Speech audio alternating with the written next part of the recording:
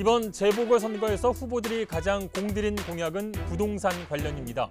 구체적으로 집값 안정과 적절한 공급, 투기 근절 등을 위한 정책들을 내놓았는데요. 오늘 이슈에서는 이 부동산 공약들이 얼마나 현실성이 있는지, 혹시 빌공짜 공약은 아닌지 꼼꼼하게 따져보겠습니다. 그리고 5일 앞으로 다가온 재보궐선거, 과연 승자는 누가 될지, 아직 풀리지 않은 의혹과 승부를 가를 변수는 무엇인지 디톡스 정치에서 지금부터 토론합니다.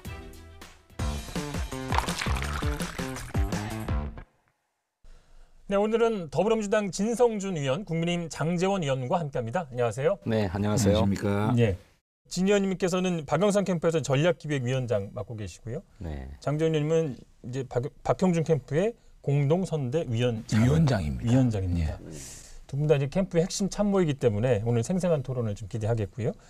터줏대감이신데 우리 자가격리 중인 정청래 의원이 두 분께 좀 하실 얘기가 있다고 해서 잠깐 전화 통화를 좀 해보겠습니다. 의원님 들리세요? 네. 아, 예. 네. 자, 이 굉장히 중요한 시기인데 자가격리라 좀 답답하시겠어요? 가택 연금 중입니다. 예. 하루 일과 어떻게 보내고 계세요? 세수하고 밥 먹고 SNS 하고 예. 그리고 텔레비전 뉴스 보고 다시 SNS 하고 가택 연금 중에 박영선 후보를 당선시키는 그런 쾌거를 좀 제가 이루려고 합니다. 그 민주당 입장에서는 그래도 걱정이 좀 많은 것 같습니다. 중요한 분이 한 분 빠지셔서. 오늘 이 자리에 이제 진성준 의원님 나오셨어요. 오늘 토론 네. 앞두고 좀 당부하고 싶으신 얘기가 있으시다고요? 진성준 의원은 우리 당의 보배이고 전략통인데 네. 평소 실력대로만 하면 됩니다. 아, 장제원 의원 별거 아니에요. 아, 형님 잘 있어요? 아니 우리 당도 지금 걱정이에요. 왜요? 자가격리 돼가지고 활동을 해주셔야 오세훈 후보가 당선되는데 지금 자가격리 돼가지고 활동을 못하니까 박영순 후보 지지율 올라가면 어떡해요? 장제원 의원님 예. 목소리가 지금 좀 가라앉았는데 쉬엄쉬엄 하시고 오늘도 좀 살살 하세요. 건강하게 봬요. 네, 네. 바이바이. 고맙습니다. 네, 건강하십시오. 네, 고맙습니다. 네. 자, 저희 디톡스 정치 룰 소개하고 토론 시작하겠습니다.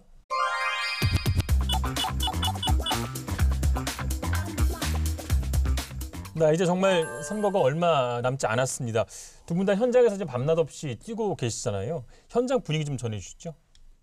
예, 저희들은 참 어렵게 출발했는데 공식 선거운동이 시작되면서부터 저희 지지층들이 결집하는 게 피부로 느껴질 정도로 분위기가 달라지고 있습니다. 뭐 여론조사상으로는 뭐 상당한 격차가 이렇게 나는 것처럼 이렇게 보도가 되고 그렇습니다만 현장에서 저희들이 느끼는 분위기는 전혀 그렇지 않다. 예. 해볼 만한 분위기고 이제 바닥을 찍고 본격적인 추격에 나섰다. 곧 골든 크로스가 이루어지고 대역전극이 펼쳐질 거다. 이런 기대를 갖게 하는 그런 상황입니다. 저희가 4번 연속 졌잖아요. 예. 그때 여론조사가 계속 나왔잖아요. 예. 저희들이 계속 졌잖아요. 그래서 저희들이 이런 말을 했거든요. 바닥 민심은 안 그렇습니다. 예. 그래서 다 졌잖아요. 여론조사는 과학입니다. 캠프 관계자라든지 우리 친한 의원들한테 서울에서 선거운동하는 분 물어보면 굉장히 고무적이다. 최근 선거 중에 이렇게 분위기가 좋은 선거는 없는 것 같다. 그게 여론조사 수치를 떠나서 우리가 유세를 다녀보고 지역을 다녀보면 굉장히 고무적이다. 특히 안철수 후보가 흔쾌하게 승복을 하고 자기 선거처럼 띄워주는 거에 대해서 많은 호응이 있다.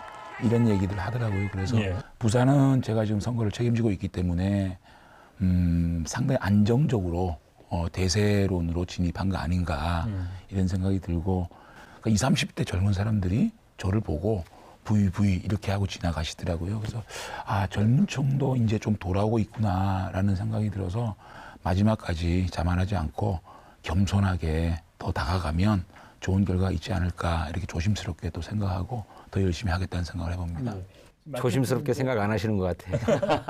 그러니까 20, 30대 젊은 층이 굉장히 중요할 것 같은데 2010년도에 서울시장 선거가 있었습니다. 그 당시에 저희 당에서는 한명숙 전 총리께서 시장 후보로 나왔고 당시에 오세훈 시장이 또 경선을 펼쳤는데 선거 기간 내내 한 20% 정도의 격차를 보이고 있었어요, 저희들이. 물론 결과적으로는 패배했습니다만 딱 막상 투표함을 열어보고 나니까 저희들이 그때 땅을 쳤습니다.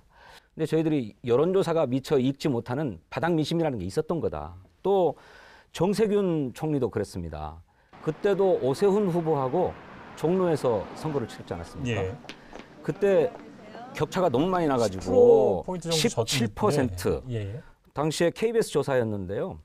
오세훈 후보가 45.8%, 정세균 후보가 28.5% 이렇게 나왔다는 보도가 있었어요. 그러자 정세균 총리가 트위터에 이렇게 날립니다. 이 숫자를 꼭 기억해 주십시오. 이것이 엉터리라고 하는 점을 제가 입증해 보이겠습니다. 그런데 막상 투표가 끝나고 이제 투표함을 열어보니까 정세균 52.6, 오세훈 39.7 완전히 뒤집었거든요. 다 위로죠. 예. 예, 캠프의 위로고 이해합니다. 이해하고. 근데 목이 왜 이렇게 쉬셨어요? 아, 제가 첫날 유세에서 이제 그 출정하는 유세에서 너무 샤우팅을 많이 하시는 것 같아요. 예, 제가 좀 그게 아마 레전드 영상으로 지금 수십만 조회가 되고 있죠. 그래서 뭐 민주당은 민주당대로 여론조사가 또 이게 그렇게 될 것이다 이러고 가는 거고 저희는 또 그 지지율이 잘 나오니까 우리 지지율도 공무돼서 가는 거고 예. 뭐 그렇게 가는 거죠. 여론조사 가지고 뭐 갑론을박할 건 없다고 보고요. 예, 예. 근데 서울에 이제 박영선 후보랑 그 오세훈 후보 TV 토론 보시고 뭐 짧게 관전평 한 말씀 좀 부탁드리겠습니다. 오세훈 후보는 역시 참 토론은 잘한다. 이런 생각이 들었고 뭘 못하나요? 그러니까요. 그냥 뭘 못하는지 모르겠어요. 질문 드린 건데. 서울시정도 잘했죠. 얼굴도 잘생겼죠. 토론도 잘하죠. 그러니까 토론을 보니까 스킬면이나 컨텐츠면이나 참 그 박영선 후보를 압도한 토론이 아닌가라는 생각이 들고 안타까운 거는 박영선 후보가 너무 내곡동 땅 문제에 좀 집중하다 보니까 자기의 장점이 있잖아요. 중소벤처부 장관으로서 자영업을 살릴 수 있는 그런 콘텐츠라든지 그런 공약이라든지 이런 것들을 많이 좀 이렇게 내세우지 못한 그런 선거였고 한 가지 좀 가장 좀 안타까운 점은 박영선 후보께서 그 재보궐선거가 발생되는 원인을 얘기하시면서 오세훈 후보의 그걸 이제 좀 이렇게 책임을 물었잖아요. 근데 그것이 오히려 부각돼 버리는 그러니까 어떻게 보면 주민투표를 통해서 자신이 시장직 건거하고 참 그 이번에 박원순 시장의 이루 말할 수 없는 이런 문제하고 등치할 수는 없는 문제인데 오히려 그게 부각되는 좀 그런 부분이 자살골 아니었나 좀 이런 생각이 들고 저는 처음에 오세훈 후보가 토론을 너무 잘했다는 말씀을 막 하시길래 예. 부산에 계셔서 TV 토론을 못 보셨나 이렇게 생각을 보고 했어요. 왔죠. 제가 그건 보고 왔죠. 박영선 후보가 청문회 스타 아닙니까? 그 청문회 스타의 면모를 진면목을 제대로 보여주었다. 품격을 잃지 않으면서도 우회하지 않고 아주 직선적으로 물었어요. 단도직입적으로. 가령 내곡동 측량하러 갔습니까? 안 갔습니까? 예. 그러자 오세훈 후보가 뭐 답변을 못해요. 이런 표현을 써도 될지 모르겠습니다만 망연자실? 첫 번째 토론에서도 여러 차례 나왔습니다. 그래서 오세훈 후보가 서울시정을 경험한 서울시장 출신인가를 의심할 정도로 정책의 세부라든지 또 본인의 신상 문제에 대해서조차도 준비가 안 돼 있다라고 하는 것을 그냥 막바로 드러내 보이는 토론이었다. 그렇게 생각합니다. 특히 압권이었죠. 첫 번째 토론에 나왔던 얘기. 기억 앞에 겸손해야 된다. 무슨 철학적 명언 같은데 이게 무슨 뜻인지 말이죠. 그러니까 내곡동 땅에 갔냐 이렇게 물어보니까 안 갔다. 다만 예. 기억 앞에 겸손해야 된다. 정말 말 같지도 않은 명언을 찾아냈다. 그 내곡동 땅 문제의 본질은 이게 특혜가 있었느냐 또는 또 그 어떤 외압이 있었느냐 네. 그런 문제에 대해서는 아주 클리어하게 명백하게 해소됐다. 그러니까 이제 네가 네 땅이 있으니까 그거 네가 풀었잖아. 그거 네가 특혜 받았잖아. 이렇게 가다가 이제는 기억력 테스트하고 있어요. 예. 그게 참 오세훈 후보의 이해 충돌 해소됐다라고 말씀하셨는데 전혀 그렇지 않습니다. 오세훈 후보는 노무현 정부 당시에 이미 지정이 되었다. 국민 임대주택 단지로 지정이 되었다라고 얘기했는데 그것이 본인이 공문을 확인하지 못한 자신의 착오였다라고 시인했습니다. 원래 그 지구지정 신청 제안자는 SH공사 사장입니다. 그런데 보금자리 주택특별법 시행령에 시장을 경유해서 제출하도록 돼 있어요. 그 신청을. 그래서 경유자 서울특별시장 오세훈 박혀 있습니다. 저 서류에.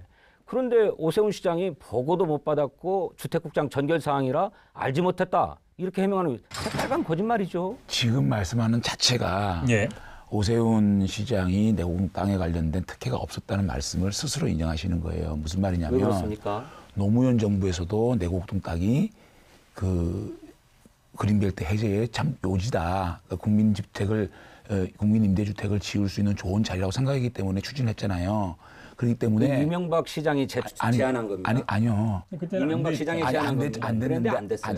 아니요. 그게 아니고요. 네. 노무현 정부가 그건 아니고요. 아니요. 의원님 그거는 정확하게 하셔야 아니요, 됩니다. 그거는 이명박 회의록에도 시장이 나와 있어요. 이명박 시장이 제안했어요. 제안을 했는데 그러면 예. 이거 내가 너 땅 있냐? 내가 풀어줄게 그렇게 했겠습니까? 그 다음에 이명박 정부에서도 그게 수용이 됐는데 환경부라든지 그 다음에 서초구청에서 반대해서 그게 캔슬이 됐다가 예. 보금자리 주택 다시 되살아난 거 아닙니까? 오세훈 후보 부인이 초등학교 때 물려받은 땅이에요. 그러면 그 땅에 자기 땅이 있었기 때문에 그 땅을 그린벨트 해제했다라고 하면 특혜죠.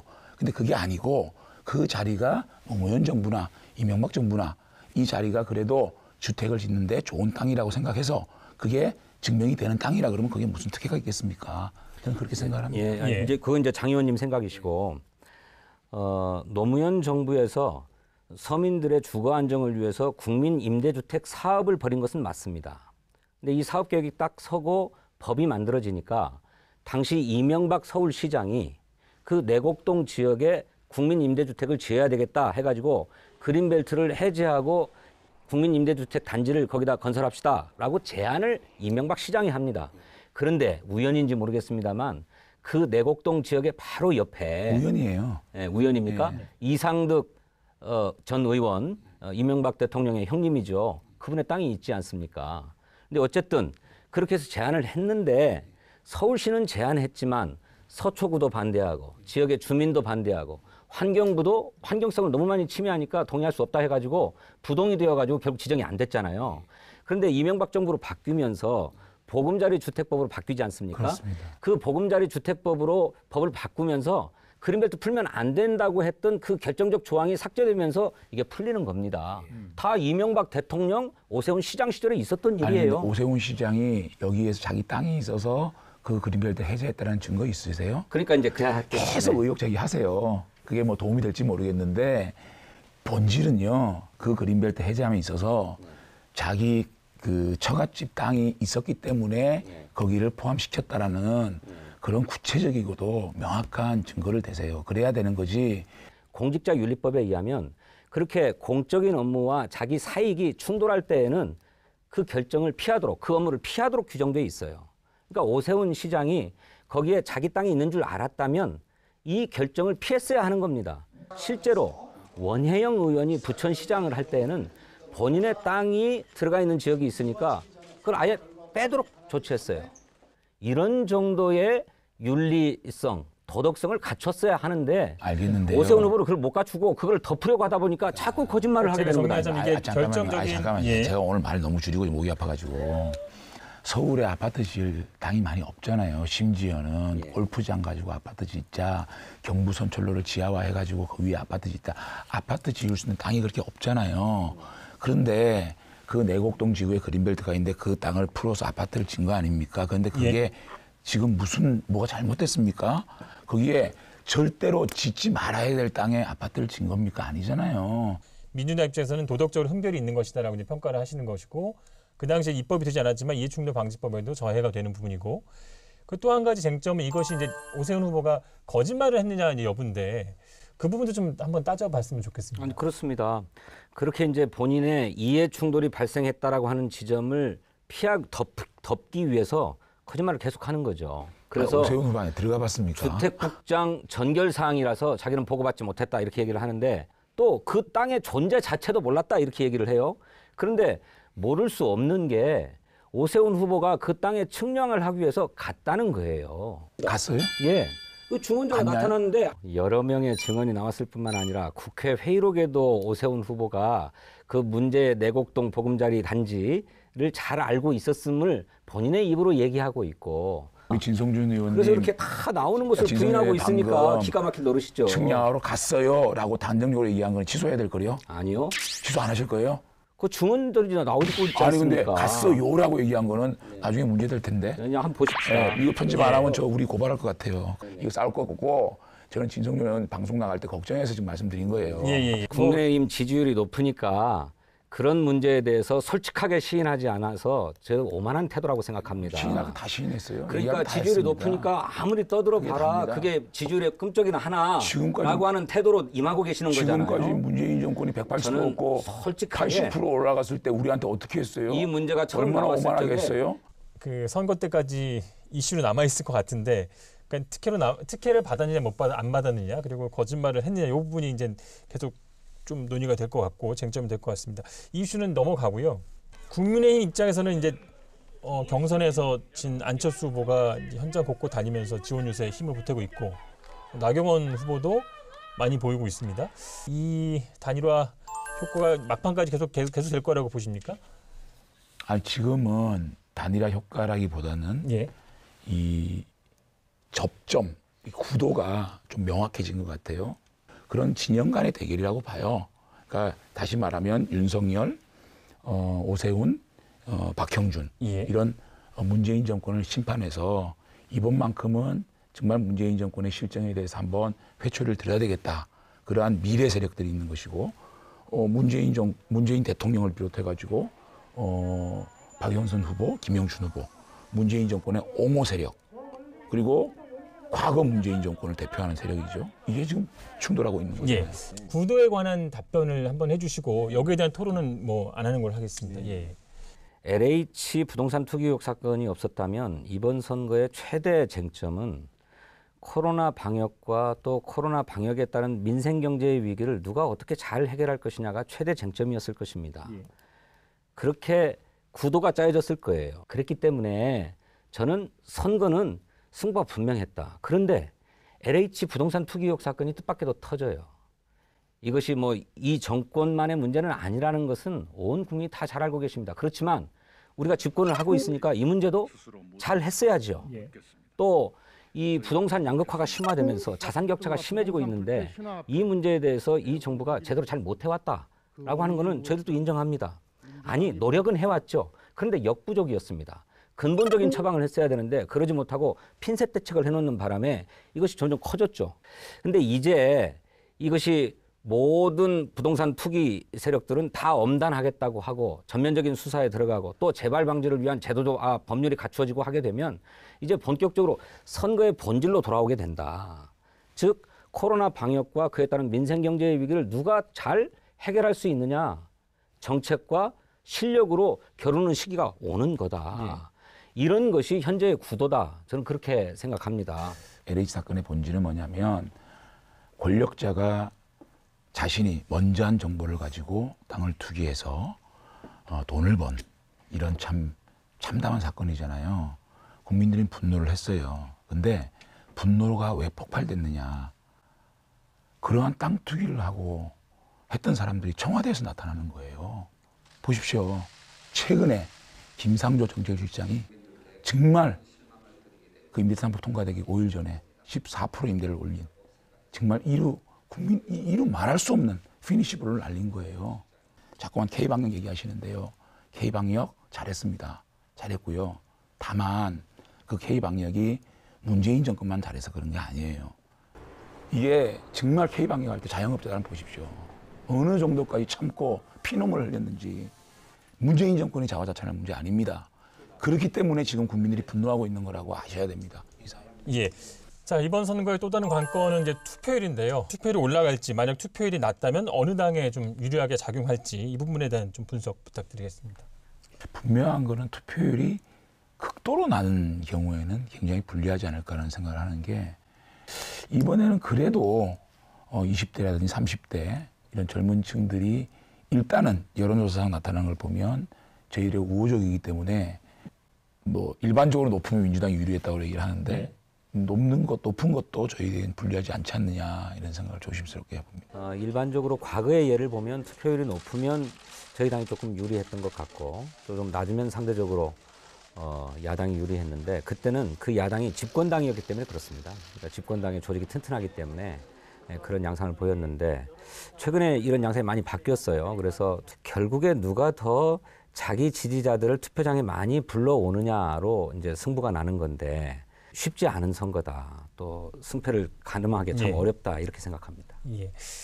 이번 4.7 재보궐선거의 의미 그리고 막판 선거 전략 한 말씀씩 지금 뭐 다 현장에서 뛰고 계시는 분들이니까요. 부탁드리겠습니다. 저희들이 4번의 선거를 참 참패를 했습니다.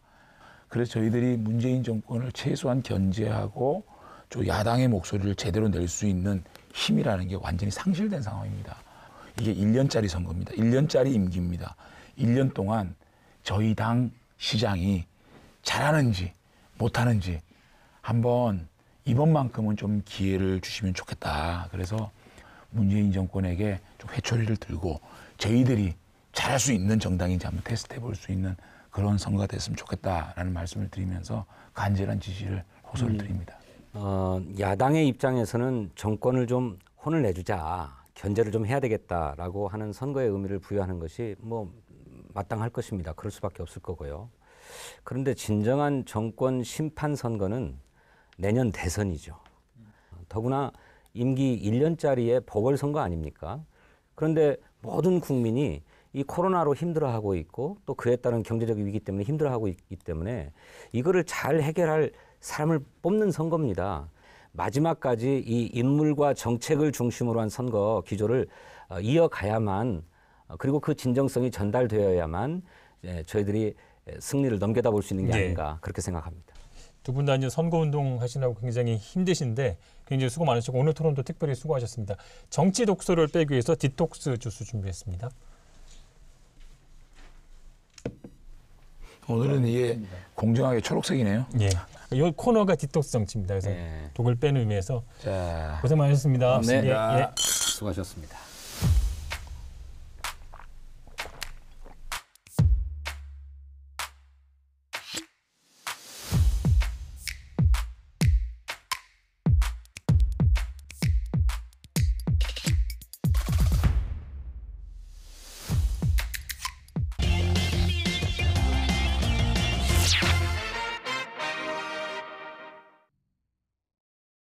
네, 오늘 이슈에서는 이번 재보궐선거에 출마한 서울시장 후보들의 부동산 공약을 평가한 단체입니다.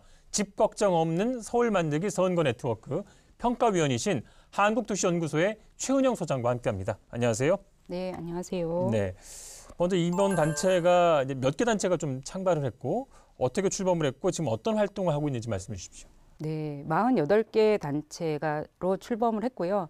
서울시장 보궐선거를 맞아서 시민들에게 정확한 공약의 내용과 특징을 알려드려서 우리 사회가 주거권을 향상시킬 수 있는 방향으로 가기 위한 정보를 제공하기 위해서 출범했습니다. 네. 2개의 2대 공약을 제시를 했는데요. 예. 첫 번째가 집값 안정과 자산 불평등 완화. 그리고 두 번째는 세입자 보호 강화와 공공임대주택 공급 확대입니다. 예. 이러한 측면에서 그 후보자들의 공약이 부합하는지 부합하지 않는지를 평가하는 활동을 주로 하였습니다. 예. 그 요구안을 기준으로 서울시장 후보들의 공약을 평가했는데 전반적인 결과를 좀 말씀해 주시겠어요? 저희가 동그라미 X 세모 그리고 물음표로 네. 평가를 했는데요. 물음표가 많네요. 네. 박영선 후보는 많은 부분에서 물음표의 평가를 받았습니다. 그러니까 자산 불평등 완화에 어떤 의지가 있는지, 어떤 공약이 있는지를 분명하게 알기 어려웠고, 그리고 그 집값 안정과 관련해서도 이제 예. 비슷한 평가를 내릴 수가 있겠습니다. 공공임대주택 확대 관해서는 그래도 동그라미를 받았고요. 오세훈 후보는 X가 많네요. 네, 오세훈 후보는 저희들이 요구하는 것과 정반대의 방향이라고 평가되는 경우가 많았는데요. 일단 자산 불평등을 확대할 우려가 크고 예. 그다음에 집값 안정보다는 집값이 불안해지고 집값이 상승할 우려가 큰 재개발 재건축 규제 완화 정책을 내세우고 있고 그리고 세입자 보호와 관련해서는 전혀 공약을 제시하고 있지 않고요. 예. 그리고 공공임대주택과 관련해서는 뭐 일부 제시하고는 있지만 현실성이 좀 떨어진다고 평가하고 있습니다. 예. 그럼 하나하나 짚어보죠. 먼저 박영선 후보의 공약을 저희가 잠깐 준비했는데 잠깐 소개해드리고 평가를 받겠습니다. 가장 언론에 많이 나온 것이 이제 21분 컴팩트 도시 관련 공약이었고요. 반가 아파트 공약을 했죠. 5년 동안 공공주택 30만 호를 짓겠다. 그리고 한강변에 35층 층고 제한도 조금 완화하겠다는 공약도 있었고요. 부동산 감독원을 설치하겠다는 그런 규제에 관한 공약도 있었습니다. 먼저 이제 공급 대책에 가장 좀 관심이 많기 때문에 평당 1,000만 원 반값 아파트를 공공주택으로 30만 원으로 공급하겠다는 거죠. 그런 방식으로 30만 원을 5년 동안 공급하겠다는 건데 이 공약에 대해서는 어떻게 평가하셨어요? 네, 일단 이제 취지 자체는 공공자가라는 건 토지인데 공공의 토지를 소유하고 빌려서 하는 거기 때문에 서울은 특히나 땅값이 높지 않습니까? 그런 측면에서 상당히 저렴하게 주택이 공급될 수 있는 기존 같은 경우에는 수분양자가 모두 갖는 방식이었거든요. 예. 그러니까 이제 로또 아파트라고 하잖아요. 싸게 분양을 받아서 그 가격이 오르면 모두 분양을 받은 사람이 그 가격을 이익을 가져가는 방식이었다면 이 방식은 지금 토지 임대부이기 때문에 네. 이익이 사회와 개인이 공유한다라는 측면에서의 또 긍정적인 측면은 있습니다. 그런데 사실은 이 공약이 생각보다 예산이 소요가 많고 그래서 이런 예산을 어떻게 확보를 할 것인지 등에 관해서 구체적으로 제시가 되어 있는데 그러니까 그런 내용이 구체적으로 예. 전혀 없다는 겁니다. 이 공약에 대해서 5년 동안 30만 호가 과연 현실성 있게 공급될 수 있느냐도 굉장히 많은 분들이 걱정하고 있거든요. 그 부분은 어떻게 생각하세요? 네, 사실은 이건 박영선 후보뿐 아니라 오세훈 후보도 마찬가지인데 5년 안에 서울에서 30만 호가 넘는 주택을 공급하는 건 저희는 현실적으로 거의 불가능에 가깝다고 보고 있습니다. 우리가 최대로 주택을 공급할 때 4만 호에서 5만 호이거든요. 민간 공공 다 해서. 1년간 말씀하시는 네, 거죠? 그렇습니다. 예. 연간. 예. 그럼 연간 4, 5만 호가 제일 많을 때 서울에서 공급이 되는데요. 예. 그건 아파트뿐 아니라 모든 유형의 주택을 다 포함해서 4, 5만 호 정도 되는데 공공에서 저렇게 그럼 평균 6만 호 이상을 공급하겠다는 것인데 현실적으로 불가능하다고 보고 있습니다. 또 박영선 후보는 좀 당론과 다르게 또 재건축 재개발을 좀 다소 완화하겠다는 그런 긍정적 입장도 보였는데 이 부분은 조금 애매한 부분이 있는 것 같아요. 이 부분 네. 어떻게 보십니까? 그렇죠. 박영선 후보는 재개발 재건축과 관련해서 분명한 입장을 사실은 밝히지 않고 있고 그나마 다행스러운 점은 재개발 재건축으로 인한 문제점을 인식을 하고 있다라는 점은 저희가 긍정적으로 평가를 할 수가 있겠는데요. 예. 그런데 그런 부분이 있는 반면 또 한편으로는 층고를 완화하겠다. 그리고 용적률 상향을 하게 해서 공공과 민간이 그 이익을 나눠 가지겠다라고 이제 이런 굉장히 좀 섞여 있는 예. 입장을 명확하게 알 수 없는 그런 공약을 제시하고 있다고 평가하고 있습니다. 예. 또 하나가 좀 관심 있던 게 이제 부동산 투기 근절에 대한 관심이 이제 높지 않습니까? 그래서 부동산 감독원 설치 같은 이런 투기 방지 대책을 내놓았습니다. 이 공약에 대해서는 어떻게 평가하세요? 부동산 감독원을 설치하겠다라는 것이지 어떤 내용으로 설치하겠다라는 내용이 없어서 사실 저희가 평가하기가 상당히 어려웠거든요. 다소 이제 박한 평가를 해주셔서 그래도 조금 좀 보완을 한다면 이 공약 같은 경우는 좀 현실성이 있겠다, 잘 쓰일 수 있겠다 이런 부분 혹시 없습니까? 박영선 후보의 공약 중에서 이제 공공자가라는 모델을 이제 호수 조급증만 좀 버린다면 우리 사회가 앞으로 가야 할 모델이라는 측면에서는 좀 긍정적으로 평가할 수 있겠습니다. 예. 계속해서 국민의힘 오세훈 후보의 공약, 부동산 공약을 좀 살펴보겠습니다. 민간 중심의 스피드 주택 공급해서 5년간 더 많습니다. 36만 호 공급하겠다는 공약이고요. 재건축 초과 이익 환수제를 좀 완화하겠다라는 것이고요. 또 종합부동산세의 지방세화라는 공약도 내놓았습니다. 그리고 장기전세 주택 7만 호 공급하겠다는 그런 공약인데요. 총평을 한마디로 말씀드리자면 일단 역행이다라고 역행이요? 말씀을 예. 드리고 싶습니다. 오세훈 후보가 2006년 서울시장을 할 때 당시에 뉴타운, 재개발 재건축 규제 완화의 기조에서 하나도 달라지지 않고 아마 우리가 개발의 속도를 높인다라는 것의 무서움을 용산 참사라는 비극적인 사건을 통해서 보지 않았습니까? 예. 그것으로부터 아무런 교훈을 배우지 않고 반성하지 않은 그런 정책들, 뉴타운을 되풀이하고 재개발 재건축 규제를 완화하면 집값이 안정될 것이라는 가정을 하고 있는 것이죠. 예. 네, 저희들이 판단하기에는 재개발 재건축 규제를 완화를 해서 집값이 안정되기보다는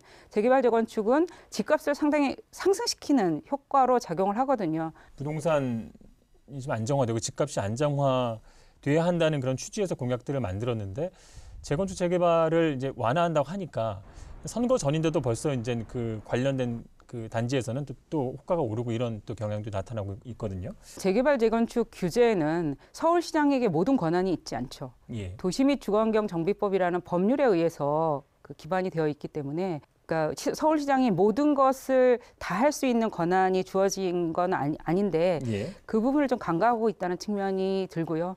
초기에 집값이 오를 수밖에 없다라고 얘기를 하는데 예. 그러면 구더기 무서워서 장 못 담그냐 뭐 이렇게 말씀을 하시는 건 굉장히 좀 안일한 태도라고 생각을 합니다. 다음으로 이제 종합부동산세를 지방세화하겠다 이런 공약 내놨고요.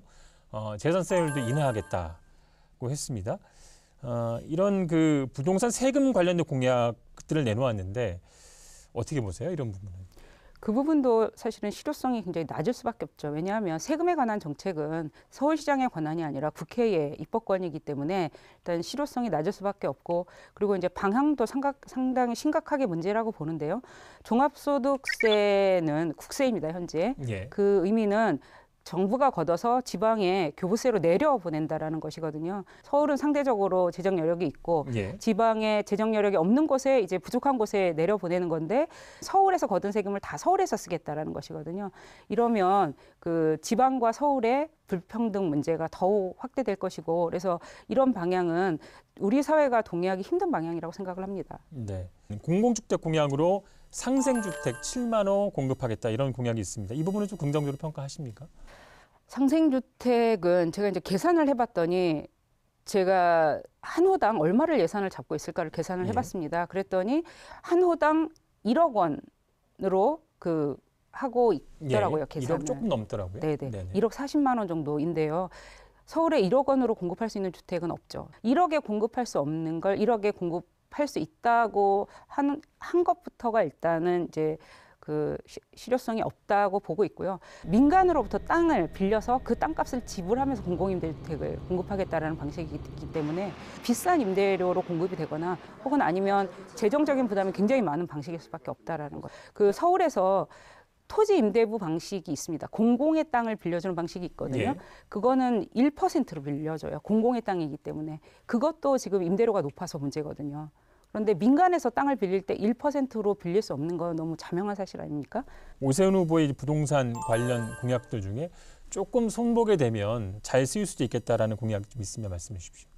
청년에 대한 주거비 지원 공약을 약속을 했습니다. 지금 5천 명 정도에 대해서 주거비 지원을 하고 있는데요. 서울시가 네. 자체 예산으로 그것을 5만 명 정도로 늘리겠다고 하는 것은 이제 재정이 많이 투입되긴 하지만 서울의 청년 주거 문제가 굉장히 심각하다라는 점에서 의미 있는 정책이라고 생각하는데요. 근데 문제는 다른 취약계층과의 그 형평성 이런 예. 것들을 감안하면서 정책이 집행되어야 할 것이라고 생각합니다. 예. 자, 이번에 이제 박영선, 오세훈 후보뿐만 아니라 그 소수정당 군수 후보들의 주거 공약에 대해서 좀 평가를 하셨는데 그 중에서 향후 좀 서울시정에 좀 반영됐으면 하는 그런 정책들이 있다면 어떤 게 좀 있을까요? 서울 자치구별로 공공임대주택을 20% 정도씩 할당하겠다라는 정책이 있는데 이것들은 외국에서는 많이 일반에 보편화되어 있는 방식이거든요. 지금 어떤 후보의 공약인가요? 신지혜 후보의 예, 예. 공약입니다. 그래서 우리 지역에 공공임대주택이 들어오면 안 된다라는 그런 것들 때문에 공급이 힘들어지고 있는데 이런 문제를 해결하기 위한 방식으로 모든 지역에 일정 인구 규모의 모든 지역에는 20%는 공공임대주택을 지어야 한다. 이런 방식으로 외국에서는 이 문제를 해결하고 있거든요. 네. 이런 정책이 제시되고 있던 점도 긍정적인 부분이라고 생각합니다. 주거정책 전문가이시니까요. 이번 서울시장 후보들에게 좀 전하고 싶은 말이 좀 있으실 것 같아요. 서울은 유일하게 전국 시도 중에서 세입자가 더 많은 세입자의 도시입니다. 예. 집을 가지신 분들보다 세입자가 더 많은 도시인데 이 세입자들에 대한 정책을 어떻게 펴야 이분들이 집 걱정 없이 살 수 있는지에 대해서 좀 진지하게 고민을 해주시고 시정에 반영해 주시기를 당부드리도록 하겠습니다. 뭐 공약을 만든다 보니까 좀 아직 현실성 떨어지고 완성도 떨어질 수 있는데 어떤 분이 되건 뭐 서울시장이 된다면 좀 완성도 높은, 현실성 높은 그런 공약을 만들어서 좋은 부동산 정책을 좀 만들어 줬으면 하는 그런 바람을 좀 가져봅니다. 지금까지 말씀 잘 들었습니다. 고맙습니다. 네, 시사톡크 알고리즘 다음 주에는 더 열심히 준비하겠습니다. 시청해 주신 여러분 고맙습니다.